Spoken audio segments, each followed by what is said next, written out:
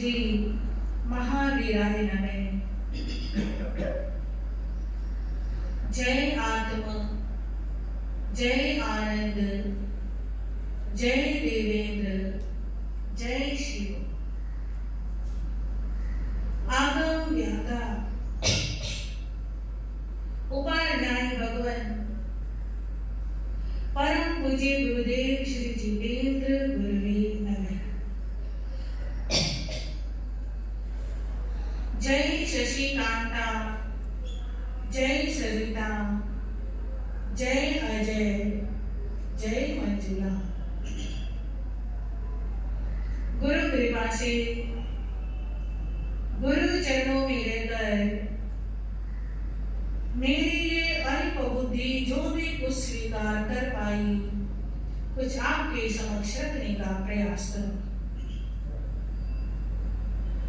देवादिदेव चरण तीर्थंकर शासनेश प्रभु महावीर स्वामी की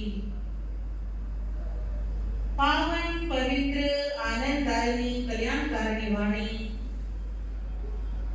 आप श्रवण कर रहे हैं।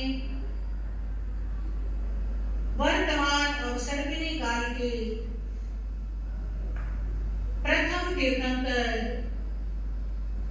देवादिदेव श्री ऋषभ देव भगवान के परम पावन जीवन चरित्र के माध्यम से आपने सुना था कि किस प्रकार प्रभु श्री ऋषभ देव जी की आत्मा ने, उनके जीवन ने 13 भव पहले धन्ना सातवा के भव में आहार दान देकर के सम्यक्त्व प्राप्त किया। दूसरे भव में उत्तर गुरु में युगलिक बने। तीसरे भव में सोधर्व नामक प्रथम देवलोक में 3 प्रयोगों की आयु वाले देव बने। वहां से चवन करके पश्चिम महाविदय क्षेत्र में महाबल नामक राजा बने। धन्ना सातवां के भव में तो सम्यक्त्व पाया था, अर्थात वो पहले गुणस्थान से चौथे गुणस्थान में आए। महाबल राजा के भव में वो कहाँ आ गए? छठे सातवें गुणस्थान को उन्होंने स्पर्श। महाबल राजर्षि की आयु पूर्ण करके दूसरे देवलोक में कौन सा भव हो गया? पांचवा। पांचवें भव में दूसरे ईशान नामक देवलोक में ललितांग नामक देव के रूप में उन्होंने क्या लिया है? जन्म लिया। और कल आपने सुना था कि स्वयं प्रभा नाम की देवी पर उनकी बहुत अधिक आसक्ति थी, परंतु स्वयं प्रभा देवी की आयु पूरी हुई और वो देवलोक से विदा हुई। और ललितांग देव उसके मुंह में आर्त ध्यान, रुदन, चिंता, हर समय वियोग की अग्नि में तड़प रहा। उससे पिछले भव में, महाबल के भव में उनका एक अमात्य जो सम्यक दृष्टि था, क्या नाम था उसका? स्वयं बुद्ध। जब महाबल राजर्षि का देवलोक हो गया तो उनको भी बड़ी वैराग्य भावना उत्पन्न हुई और स्वयं बुद्ध नामक उस अमात्य ने भी क्या ली? दीक्षा ली। संयम पाला, आयुष्य पूरा हुआ और वे भी उसी दूसरे देवलोक में देव रूप में उत्पन्न। और देवलोक में उत्पन्न हुए तो उन्होंने अपने अवधि ज्ञान से जानने का प्रयास किया कि जो पूर्व भव में मेरा राजा था, मेरा स्वामी था, जिन्होंने दीक्षा ली थी, वो इस समय कहाँ है और क्या कर रहे हैं। उन्होंने देखा वो तो इसी देवलोक में ललितांग नामक देव के रूप में, और इस समय वो बहुत अधिक चिंताग्रस्त है, बहुत दुखी है, पीड़ित है, परेशान है, मुझे जाना चाहिए और उनकी सहायता करनी। ऐसा विचार करके वो स्वयं बुद्ध अमात्य का जीव जो दूसरे देवलोक में देव रूप में पैदा हुआ है, उसका नाम है दृढ़ धर्मा। उस देव का नाम क्या है? दृढ़ धर्मा। वो ललितांग नामक देव के पास आते हैं, आ करके उनसे बातचीत करते हैं, उनसे पूछते हैं इतने परेशान क्यों हो।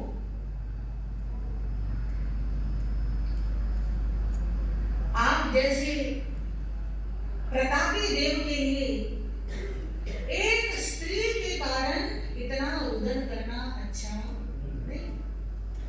जो धीर पुरुष होते हैं, जो महापुरुष होते हैं, महान आत्माएं होती हैं, वे तो अपने प्राणों का बलिदान करते हुए भी संकोच नहीं करते, और आप एक स्त्री के कारण कितना विलाप कर रहे हो। तो ललितांग देव ने कहा कि देव मैं मजबूर हूं। इसके कारण मोहनीय कर्म के कारण मेरा स्वयं प्रभा पर ऐसा प्रगाढ़ मोह है कि मैं मृत्यु को तो स्वीकार कर सकता हूं, पर स्वयं प्रभा के वियोग को सहन नहीं कर सकता। दृढ़ धर्मा देव ने देखा कि मुझे कुछ करना चाहिए, क्या कर सकते। दृढ़ धर्मा देव ने अपने अवधि ज्ञान का उपयोग लगाया और अवधि ज्ञान ने देखा कि जो स्वयं प्रभा नाम की देवी थी, वो धातु खंड में एक कन्या के रूप में उत्पन्न हुई, और ऐसे परिवार में उत्पन्न हुई है जहां उससे पहले 6 कन्याओं का जन्म हो चुका है। समझ रहे? यानी एक कन्या के बाद दूसरी भी आ जाए, हाँ जी, तो वो भी क्या हो जाती है, मुश्किल हो जाती है सहन करनी। अपनी अपनी सोच की बात है। और 6 के बाद 7वीं आ गई तो सोचो उसकी क्या पोजीशन है। उसके माता पिता इतने परेशान हुए कि उन्होंने उसका नाम तक नहीं रखा, मतलब बिल्कुल नापसंद, बिल्कुल जैसे कहते कि पहले से दुखी थे 6 कन्याओं से, अब 7वीं और आ गई। एक कहावत होती है ना, बंगाली में आटा गिला, पहले से ही परेशान है, ऊपर से और जैसे कहते खाज में फुंसी, पहले शरीर में खुजली है, ऊपर से फुंसी और हो जाए तो कितना दर्द होता है। तो बिल्कुल अनवांटेड भोजन भी कभी दिया कभी नहीं दिया, परंतु आयु है, कर गई, बड़ी हो गई। अब कुछ नाम नहीं लिखा तो गांव के लोग कहते हैं ये बेनाम की है, बिना नाम की है, बिना नाम। तो किसी ने अनामिका कहना शुरू कर दिया, किसी ने निर्नामिका कहना शुरू कर दिया, यानी बहुत खराब पोजीशन। ऊपर से शरीर में बीमारियां, देखो आई कहां से, दूसरे देवों से, और किस पोजीशन में आई, ये कहते हैं गरम। वो तो चलो भाव बदल गया, वो देवलोक था, ये धरती है, मृत्यु लोक है। एक ही जन्म में भी कई बार ऐसी स्थितियां बन जाती हैं। समझ आ रही है ना? कर्म का राखी होती है, पुण्य की महिमा है। समझ लो जितनी उसने पहले कमाई करी होगी वो देवलोक में सारी क्या कर दी, खत्म कर दी। अब तो वो केवल पाप भोग रही है, परंतु कोई ना कोई उसका पुण्य, कोई ना कोई पुण्य शेष था कि वो मनुष्य गति में आ गई, और उससे भी बड़ा कोई प्रबल पुण्य शेष था जिसके कारण उसको युग बाहु नाम के एक केवल ज्ञानी गुरु भगवंत का सानिध्य मिल गया। वास्तव में मानव जीवन की सफलता को अच्छा सानिध्य मिले, अच्छे विचार बने, जीवन में संयम आए तभी है। हाँ जी, अमीरी में कोई सफलता नहीं है और गरीबी में कोई अभिशाप भी नहीं है। कितने ही गरीब हो, अगर सत्संग मिल गया तो वो अमीर है। कितने ही परेशान हो, अगर संयम आ गया तो सफल हो गया जीवन पर। तो उस अनामिका का, निर्नामिका का ऐसा पुण्य जागा जब उसको केवल ज्ञानी गुरु भगवंतों का सानिध्य मिला, उनका उपदेश मिला, बड़ी मन को शांति मिली और उसने श्राविका के 12 व्रत क्या कर लिए, स्वीकार। और उन 12 व्रतों का इतनी दृढ़ता से पालन करती है, इतनी श्रद्धा से पालन करती है कि उसके बहुत सारे पुण्य क्या हो जाते हैं, फिर से इकट्ठे हो जाते हैं। देखो भगवान महावीर स्वामी ने 9 प्रकार के पुण्य बताए।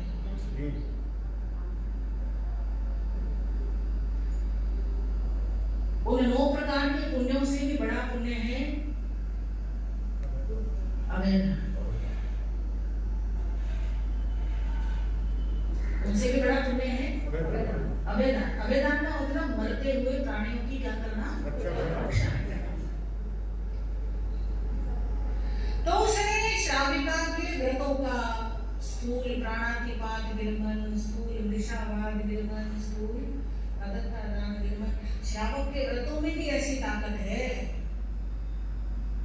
कि श्रावक भी देवलोक में जो व्रतों का पालन करते हैं वो देवलोक में रहते हैं। 4 उपाय जहाँ भगवान ने बताए हैं देवगति को प्राप्त करने के, उनमें एक उपाय क्या है, देवगति पानी है तो श्रावक के व्रतों का आचरण। तो वो ये सारा दृश्य कौन देख रहा है, अनामिका के बारे में। स्वयं बुद्ध की आत्मा को दृढ़ धर्मा देव ललितांग देव के पास बैठा है, सारा देख रहा है और देख करके ललितांग कुमार को कहता है, ललितांग कुमार समय नहीं है, जल्दी चलो।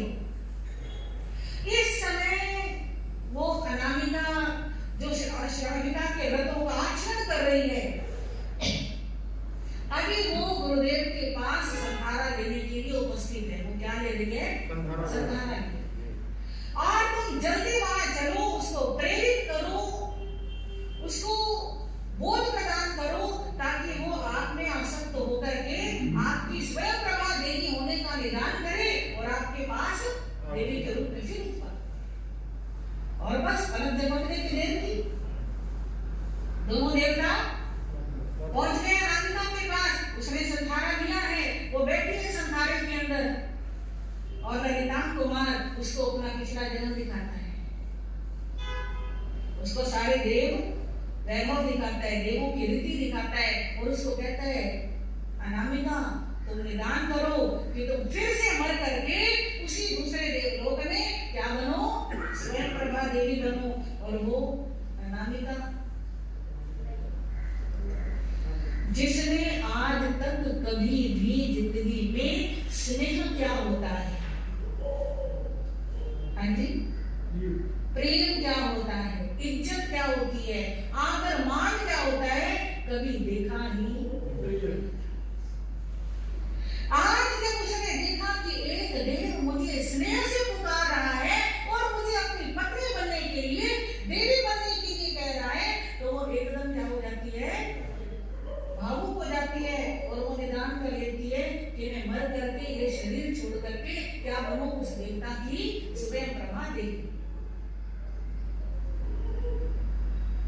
और वैसा ही होता है, वो काल करके क्या बनती है, देवी। समझ लो, उसने निदान करने से पहले इतनी कमाई कर ली थी कि वो सोचे और वो क्या हो जाए, पूरा हो जाए। ये भी बात समझ लेना।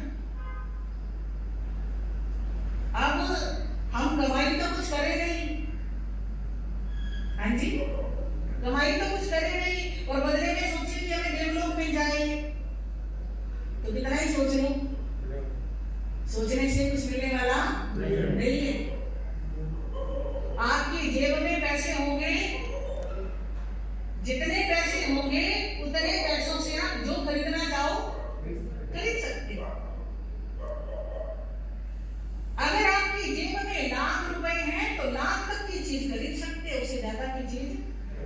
यहाँ पर तो फिर भी लोन का सिस्टम होता है, पर दुनिया और बाप की दुनिया में ये नहीं होता। वहां तो जितना पुण्य है तो उसके अंदर जो मांगोगे वो मिलेगा, उसके आगे मिलने वाला नहीं।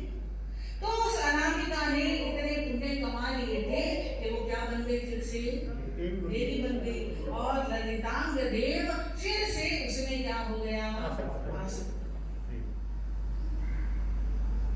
और उसका पिछला पुण्य था कि वो स्वयं बुद्ध का जीव अभी भी उस पर निगाह रखे हुए है, और अब फिर उसको यदा कदा मिलता रहता है, यदा कदा प्रेरित करता रहता है, उद्बोधित करता रहता है। उसकी प्रेरणा से, उसके उद्बोधन से ललितांग देव अंतिम समय में महामंत्र नवकार का स्मरण करते हुए अपनी आयु को क्या करता है, पूरा करता है।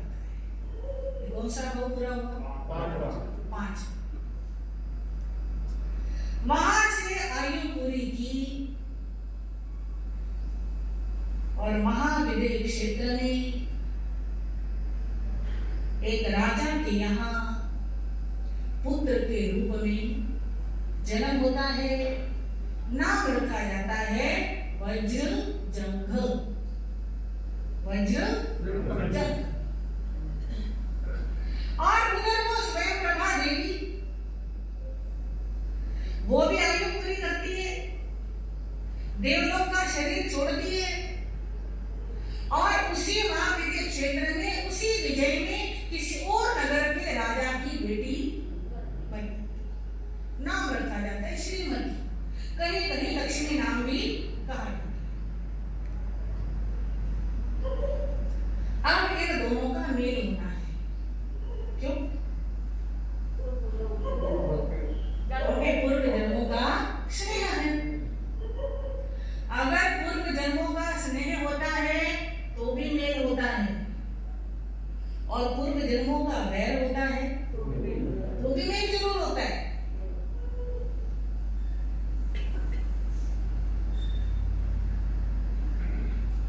जैसे भगवान पार्श्वनाथ जी के साथ कमट का वैर था, तो जहां भगवान पार्श्वनाथ जी पिछले जन्मों में उत्पन्न होते थे, वहीं पर वो कमट भी किसी न किसी रूप में पहुंच ही जाता था वैर निकालने के लिए। ऐसे ही इन दोनों का स्नेह है, तो इनका भी क्या होना है, मिलन होना है। एक का जन्म कहीं, एक का जन्म कहीं, पर संयोग ऐसे बनते हैं कि जो श्रीमती है या जो लक्ष्मी है, यानी जो स्वयं प्रभा का जीव है, महाविद्य क्षेत्र है, तो वहां पर तो केवल ज्ञान कम से कम 6 महीने में एक बार किसी न किसी को जरूर हो ही जाता है, तो होते रहते हैं। जहां पर श्रीमती या वो लक्ष्मी रहती है, वहीं कहीं किसी मुनि राज को केवल ज्ञान प्राप्त हो, और अनेकों देवी देवता केवल ज्ञान का महोत्सव मनाने के लिए जा रहे हैं।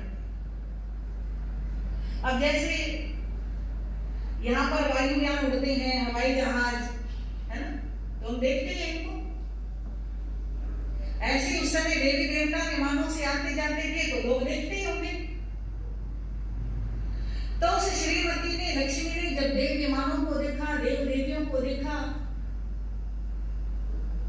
तो उसको चिंतन जगा कि ऐसा मैंने पहले भी कहीं ना कहीं देखा है। और वो गहराई में उतरी उतरी उतरी, उतरते उतरते उसको अपना पिछला जन्म क्या क्या थी वो पिछले जन्म में? स्वयं प्रभा देवी। अब पिछला जन्म याद आया तो ललितांग कुमार देव भी याद आया। अब याद आया तो वो पूर्व जन्म का स्नेह वो भी जागृत हुआ। स्नेह जागृत हुआ तो पाने की इच्छा भी जगी और मन में भाव आया कि अगर मैं यहाँ उत्पन्न हुई हूँ तो वो देव भी कहीं कहीं किसी न किसी रूप में उत्पन्न हुआ। मैं राज परिवार में हूँ तो वो देव भी कहीं ना कहीं राज परिवार में ही होगा। अपनी बुद्धि का प्रयोग किया, थोड़ी समझ का प्रयोग किया कि मैं उसको ढूंढने के लिए क्या करूं। अब सबको तो कहानी नहीं सुनाऊंगी, सबको क्या पता, सब तो पागल समझेंगे कि क्या बोल रहे हैं। उसने अपने पिछले जन्मों के कुछ यादगार पल जो थे उनको चित्रपटों पर अंकित कर दिया, यानी पेंटिंग्स बनाई उसने और पिछले जन्म के कुछ ऐसे जो क्षण थे उसने उनमें क्या कर दिए, उतार। और संयोग की बात कि कुछ ही दिनों बाद वहां के राजा का, या ये कहो श्रीमती लक्ष्मी के पिता का जन्मोत्सव था और उसका जन्मोत्सव मनाने के लिए बहुत सारे देशों के राजा राजकुमार आ रहे थे। लक्ष्मी ने, श्रीमती ने वो सारी पेंटिंग्स अपनी विश्वस्त दासियों को दी और कहा जिस मार्ग से सब आ रहे हो उस मार्ग में ये पेंटिंग्स क्या कर दो, लगा दो और वहीं पर खड़ी रहो। जो मैं चाहती हूँ मुझे आशा है कि वो जरूर क्या हो जाएगा, पूरा। समझ गए ना? जी जी। सब राजकुमार राजा आ रहे हैं और वो वज्रजंग भी। वज्रजंग कौन है? ललितांग देव का जी। अब वो जब उधर से निकला उसकी नजर उन चित्रों पर पड़ी। संबंध था ना उसका उन चित्रों से, उन घटनाओं से, दृश्यों से। आपने भी नहीं नोट किया होगा, किसी किसी जगह हम जाते हैं, कोई कोई चीज हम देखते हैं तो ऐसे लगता है बड़ी जानी पहचानी सी। पहली बार जाए तो भी कुछ ना कुछ मन में एहसास होता है, पर हम बस ज्यादा टाइम नहीं लगाते सोचने में, साथ के साथ उसको भूल के अपने अगले काम में लग जाते हैं। शायद चिंतन करें, गहराई में जाएं तो कुछ ना कुछ अनुभूति हो भी सकती है, कोई गलत नहीं।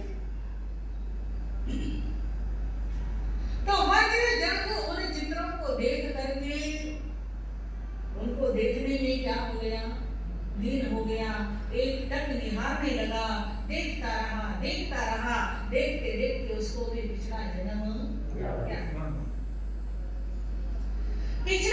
याद आया। समझ गया कि जो मेरी स्वयं प्रभा देवी है वो यही कहीं उत्पन्न हुई है और उसने मुझे खोजने के लिए ये चित्र क्या किए हैं, बनाए हैं। दासियों से पूछा, दासियों के माध्यम से राजकुमारी को सूचना मिली, राजकुमारी से मिला और राजा को पता चलता है। राजा उन दोनों का क्या करा देते हैं,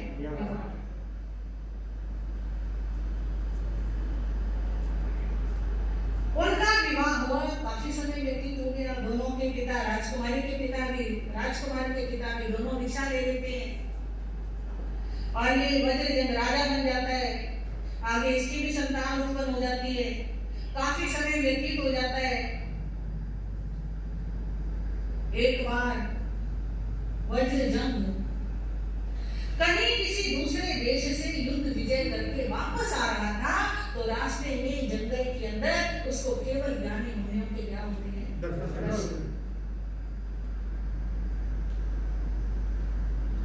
आसानी से नहीं मिलते ऐसे।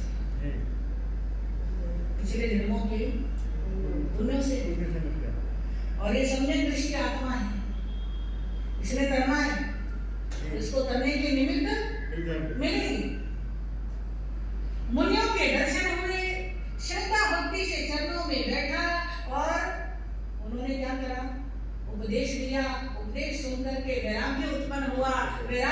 उत्पन्न होते ही मन में भाव कर लिया, बस मैं महल जाऊंगा, अपने पुत्र को राजगद्दी दूंगा और क्या करूंगा, कल सूर्य उदय होते ही साधु बन जाऊंगा। राजा ने भी विचार कर लिया और आकर के घर में अपनी पत्नी को भी बता दिया कि कल मैंने क्या लेनी है, दीक्षा लेनी है, कल मैं अपने पुत्र को क्या दे दूंगा, राजगद्दी दे दूंगा। पर वही हो रहा है ना, इंसान कई बार सोचता है कुछ और हो जाता है कुछ। इधर माता पिता ने निर्णय किया कि सुबह हमें साधु बनना है, सारी माया छोड़। और इधर उनका बेटा विचार करता है कि पिताजी पता नहीं क्यों राज्य से चिपके पड़े हैं, वो हमें राज देने को तैयार नहीं। मुझे लगता है जैसे आजकल कलयुग सा है ना, ये हमेशा से होता है, क्योंकि हमेशा कभी सतयुग नहीं रहता और हमेशा कभी कलयुग नहीं रहता। उस सतयुग में भी मंथरा जैसी थी, हाँ, आज भी बहुत अच्छे अच्छे मिल जाएंगे। तो उस पुत्र ने क्या किया, अपने माता पिता को मारने के इरादे से उनके कमरे के अंदर जहरीली गैस जिसे बोलते हैं, ऐसा कोई जहरीला धुआं करवा दिया और उस धुएं के कारण दम घुटने से राजा रानी दोनों की क्या हो गई, मृत्यु तो हो गई, पर भाव दिशा लेने के, भाव संयम के, मन से वो मोह माया त्याग चुके थे, मन से वो साधु बन चुके थे। बेशक शरीर से केवल बाना बदलना शेष था, पर उन भाव साधुओं का, उस भाव साधवी का इस प्रकार से मरण होता है, अंत होता है। ये कौन सा भाव पूरा हुआ, छठा। सातवें भवने को फिर से युगलिक के रूप में उत्पन्न हुए, उत्तर गुरु के युगलिक के। युगलिक के बारे में कल आपको बताया था कैसे होते हैं, हाँ जी, जोड़े से पैदा होते हैं, सारी उम्र इकट्ठे रहते हैं, अंतिम समय जब मृत्यु होती है तो भी एक साथ मृत्यु होती है। मृत्यु से कुछ दिन पूर्व एक युगल को जन्म देते हैं, केवल कुछ दिन उनका पालन पोषण करते हैं और सारी जिंदगी बड़े आनंद में रहते हैं। कोई कमाने की चिंता नहीं, कोई संभालने की चिंता नहीं, कोई चिंता नहीं, मन में कोई अधिक राग नहीं, किसी के प्रति द्वेष का तो मतलब ही नहीं, परम शांत होते। इस प्रकार वो युगल के रूप में रह रहे हैं।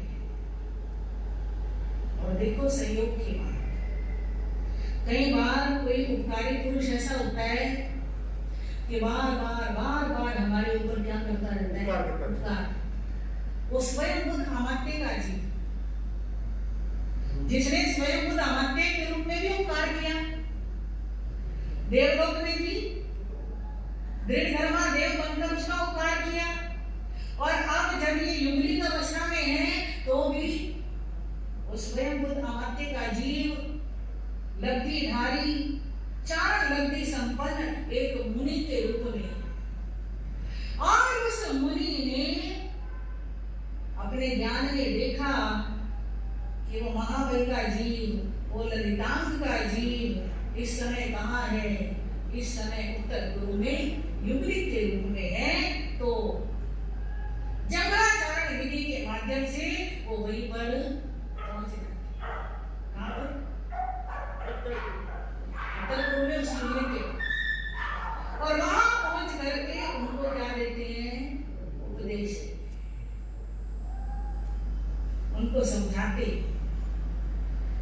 कि मानव जीवन जो है इसमें हमें समझ मिलती है कि हमें अपने उपकार का, हमें अपने कल्याण का अभी से उपाय करना। मनुष्य जन्म अनमोल रे, मिट्टी में ना रोल रे, अब जो मिला है फिर न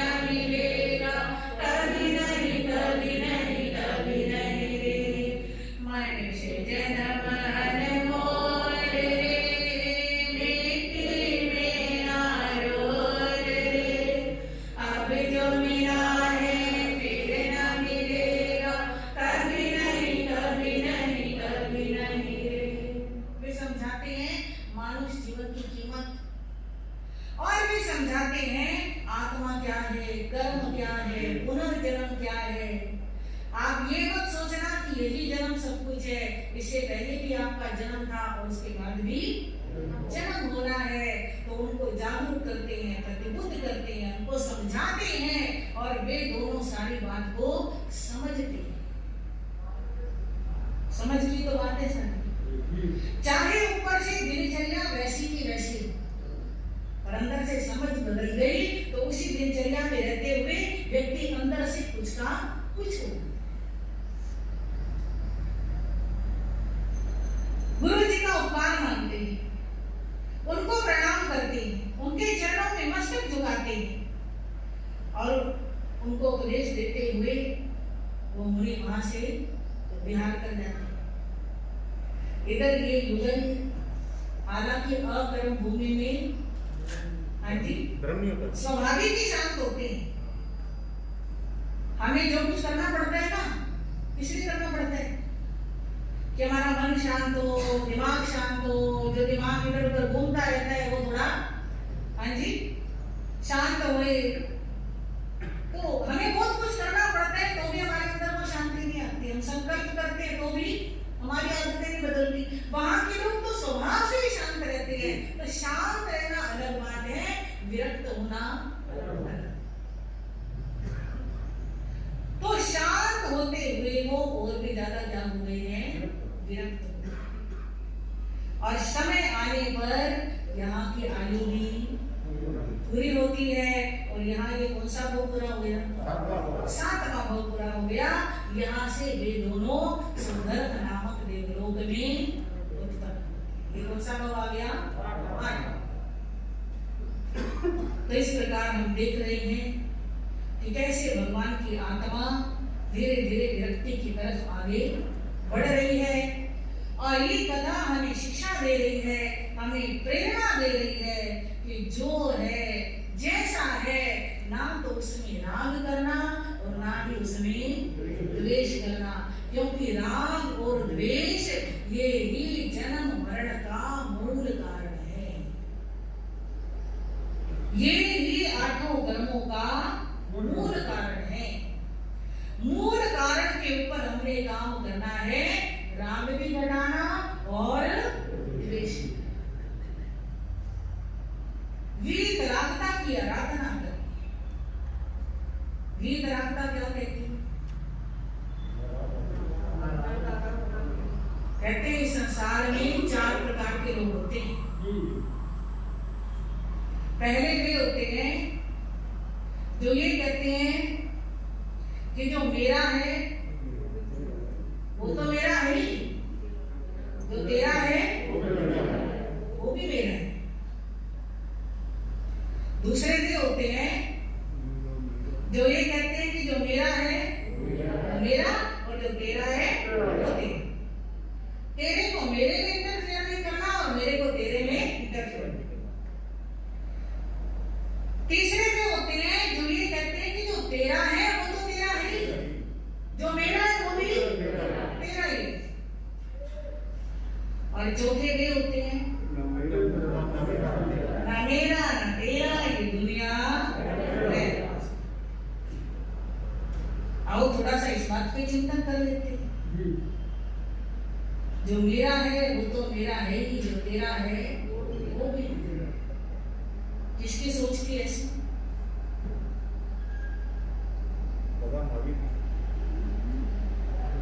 मैंने बोला है कि जो मेरा है वो तो मेरा है ही, जो आपके पास है वो भी मेरा ही है।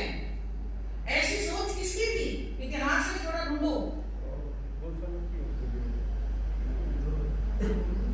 और कोशिश करो।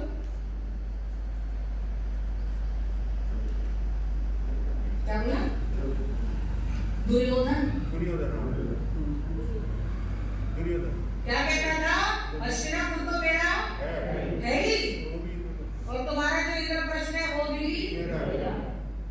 और उसको हथियाने के लिए तो कपट से जुआ खेला, कपट से जीता, कपट से उनको वनवास दिलवाया। सारा कुछ कौन सी सोच ने कराया? जो तेरा है वो भी मेरा। दूसरी सोच, जो तेरा तेरा और जो मेरा हो गया वो पांडवों। तीसरी सोच, जो तेरा वो तो तेरा है ही, और जो मेरा है वो किसकी थी? और सोचो, और सोचो, रामायण में आ जाओ, महाभारत से रामायण में आ जाओ। राम कहते हैं राज तेरा, और भरत कहते हैं राज तुम्हारा। तो ये क्या है? ये जो तेरा है वो तो तेरा है ही, जो मेरा है वो भी तेरा है। और ना मेरा ना तेरा, ये वितराग तीर्थंकर परमात्मा श्री महावीर स्वामी, सारे तीर्थंकर, सारे वितराग के उपासक यही कहते हैं कि कुछ किसी का नहीं है, सब कुछ यहाँ से लिया और यहीं पे जोड़ करके जिंदगी में हजारों का मेला जुड़ा, हंस जब जुड़ा वो अकेला उड़ा। जिंदगी में हजारों से मेला जुड़ा,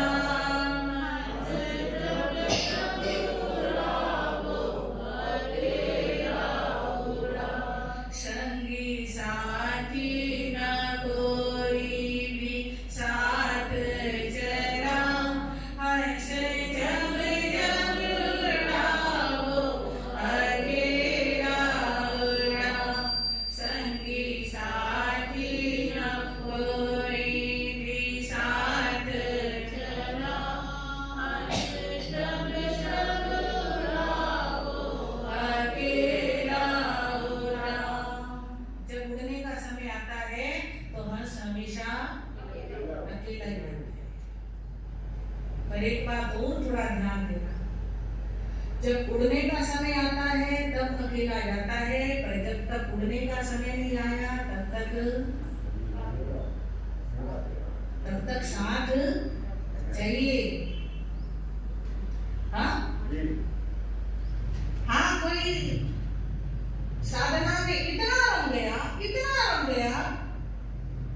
कि कोई साथ है तो भी किसी को साथ नहीं समझता, अकेला ही समझता है। जो एकत्र की साधना कर लेता है, आखिर किसी न किसी रूप में सहयोग तो उसको भी दूसरों का चाहिए होता है। तो जब तक जीवन है तब तक हमें साथ रहना है। हाँ जी, राग नहीं करना वो अलग बात है, राग नहीं करना वो अलग बात है। साथ रहते हुए भी बिना राग के रह सकते हैं, परंतु साथ रहने का मतलब ये है एक दूसरे के सुख दुख में सहयोगी होना, एक दूसरे का साथ लेना, एक दूसरे को सुरक्षा देना। आज सुबह मैं पाठ कर रही थी तो बस पाठ में ध्यान कम और एक भावना बहुत ज्यादा उमड़ उमड़ के आ रही थी। अभी वो पहलगाम वाली घटना को लेकर के, हे प्रभु आप फिर से आओ, आ करके जितने लोगों के दिमागों में हिंसा की भावना भरी हुई है उस हिंसा की भावना को खत्म, सबके दिलों से दिमागों से हिंसा खत्म हो जाए तो यही धरती स्वर्ग हो जाए। आज हिंसा बहुत बढ़ रही है और हिंसा की संभावनाएं भी बढ़ रही। आज सुरक्षा, हे प्रभु सब अहिंसकों की रक्षा करो, हिंसकों के दिल से हिंसा का विचार खत्म करो, इस धरती की सुरक्षा हो, सब जीव सुख शांति से जिए, किसी को कोई खतरा ना हो। आज दो ही चीजें हैं, एक तरफ हिंसा है, एक तरफ भय का वातावरण है। तो भयभीत ना होकर के हिंसा का सामना करने के लिए हमें प्रस्तुत होना पड़ेगा। और इस विषय में खाली बातें करने से काम नहीं चलेगा। समझ आ रही है? सॉलिड कदम उठाना चाहिए। कहीं मैंने बात तो करी थी, पर जब तक हम कुछ सॉलिड नहीं करते तो बातों से तो कुछ नहीं होता। तो मेरी ऐसी भावना है, आगे तो जैसा संघ को समाज को ठीक लगे, आप सबको ठीक लगे, मेरी एक भावना है कि सामूहिक ट्रेनिंग होनी चाहिए सेल्फ डिफेंस अपने स्थान को। देखो, धर्म स्थान जो होता है ना, वो केवल बातें करने के लिए नहीं होता, वो अपने आप को संगठित करने के लिए, एकजुट करने के लिए, एक दूसरे को मजबूत बनाने के लिए होते हैं, है ना। 24 घंटे में हम 1 घंटा यहाँ बैठते हैं ताकि हम सब एक कम्युनिटी के सदस्य बन करके रहें। पर हमें एक दूसरे की सुरक्षा करनी है तो हमें सेल्फ डिफेंस के लिए कुछ आयोजन करने चाहिए 1 घंटे के लिए। जैसे RSS वाले हैं, हाँ जी, वो लड़कियों को, बच्चियों को भी लाठी चलाना सिखाते हैं। तो आप बच्चों को डांस क्लास भेजते हो, ड्राइंग की क्लास में भेजते हो, पता नहीं क्या क्या सिखाते हो, तो उनको एक स्थान पर इकट्ठे कर करके ये बहुत जरूरी है कि अपनी सुरक्षा करने में हमारे बच्चे, हमारी महिलाएं सक्षम बने। ऐसा ना हो जैसा पहलगाम में हुआ और जैसा हर बार ही होता है, हम मार खा करके चुप हो जाते हैं, उनकी और हिम्मतें बढ़ती रहती हैं। तो प्लीज कुछ ना कुछ आप सब आज विचार करना। और यहाँ स्थानक में भी कर सकते, बहुत जगह है, प्रवचन तो 1 घंटा होता है, बाकी सारा समय स्थानक खाली है। तो कोई भी टाइम, सुबह का, दोपहर का, शाम का, यहाँ पर एक टीचर लगाएं और सेल्फ डिफेंस के कार्यक्रम प्रारंभ कराएं। और जैन समाज के लिए तो कंपल्सरी कर दें, जैन समाज की हर बच्ची, हर महिला के लिए ये कंपल्सरी है कि ऐसा करना ही करना। और चाहे सारे कार्यक्रम बंद हो, पर ये कार्यक्रम चलाना बहुत जरूरी है। मैंने जो भावना मेरी थी वो आपके सामने रखी। आगे आप सब प्रबुद्ध हैं, सब ज्ञानी हैं, समझदार हैं, और हमारे इतिहास में भी ऐसे प्रसंग आए हैं। राजा चेतक प्रभु महावीर का परम उपासक था, पर सत्य और न्याय के लिए उसने भी क्या किया था? युद्ध किया। तो ऐसे ही सत्य के लिए, न्याय के लिए, अब देखो ना, आपके स्थानक में शादियां बैठी हैं, कोई सड़कों पे विचरण कर रही है, कहीं भी कुछ भी मुसीबत आए, हमारी क्या सेफ्टी है आपके पास? वो ठीक है, नीचे एक तो सेवादार होते हैं, स्थानक में तो रहते हैं, और क्या व्यवस्था है? सेवादारों के पास क्या ट्रेनिंग है? इनको भी ट्रेनिंग दिलाओ कि अगर कोई ऐसा व्यक्ति तलवार लेके, बंदूक लेके कोई ऊपर चढ़ने की कोशिश करता है तो वो सेवादारों को वहीं पे क्या कर सके? संभाल सके। धर्म बचाने के लिए भी एक कदम उठाने जरूरी है, नहीं तो धर्म भी बचने वाला नहीं है। देश बचेगा तो धर्म बचेगा, और धर्म बचेगा तो हमारा पंथ आगे चलेगा। तो प्लीज रिक्वेस्ट है हमारी कि आप ये कार्यक्रम जरूर शुरू कराएं। इन शब्दों के साथ मैं आज के वक्तव्य को पूर्ण करूंगी।